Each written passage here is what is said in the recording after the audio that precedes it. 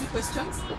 One is yesterday there was information that Samsung might be adopting their own operating system next season. So I want to know how that is going to affect not just the edtech, but the whole ecosystem, because that alone affects a lot of things, especially the developers who are already creating mobile applications for the Android market. If Samsung, which is the provider of the most smartphones that we have, not just in Kenya but in other African countries, decides to move away from Android, then what happens to the people who are developing mobile applications, not just in education but for other things that build on the content that you're talking about? The second thing that I would like to find out is I think a few months ago Samsung announced that they will be releasing a tablet specifically for kids. Maybe you can comment on that and how different it is going to be, not just the physical, the hardware, but in terms of the content that will be available.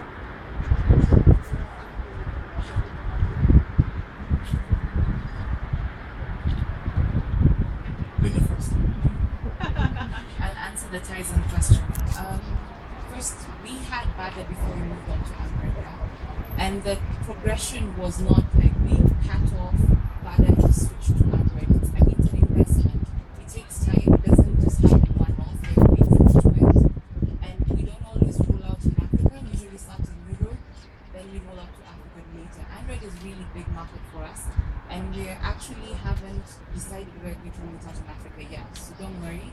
And if we do, we always share like the SDKs. For instance, like for our smartphones, S4, Note 2, the SDKs are there.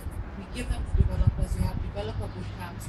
We share all this information because it's in our best interest that the consumers enjoy using it and know how to use it. Because if the user experience is horrible, then the return on investment for us is worthless.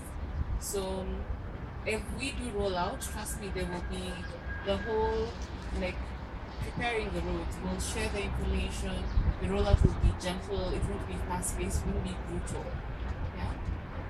And then the tablet issue, one for the kids. Yes, we're bringing a tablet for kids.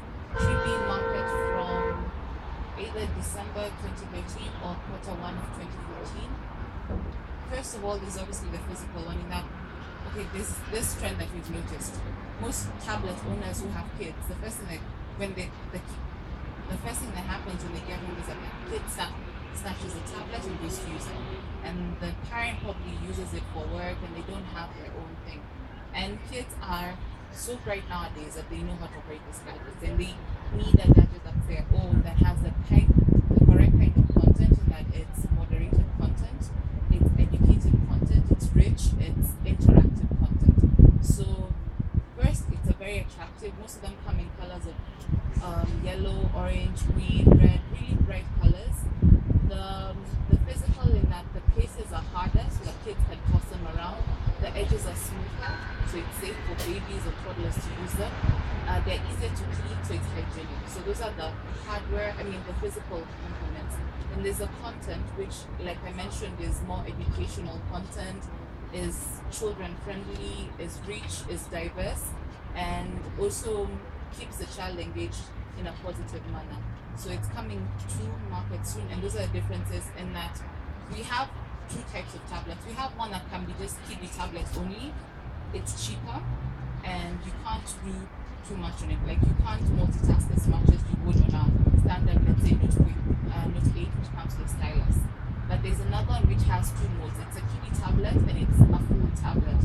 So you can activate, when your child snatches it, you just activate kiddie tablet mode, and all the apps and the games and everything that they like comes up, and your content won't be touched. Because there's also the risk of when your child starts playing with the tablet, they delete content accidentally, and you can't disown them or give them up for adoption, though you'd like to. But yeah, so those are kind of things that's different about the kiddie tablet. Yeah, I think she's giving it all.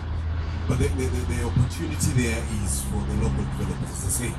Whatever content we get is on a global level. So when we go to the regions, we encourage then the local developers to come up with apps that you can be able to load onto these devices that is specific to the region. And that's why we're saying it's better if you come up with something that is Kenyanized, East Africanized, etc. So that when we give out the tabs, then we would love to promote the local developers who've come up with that kind of device.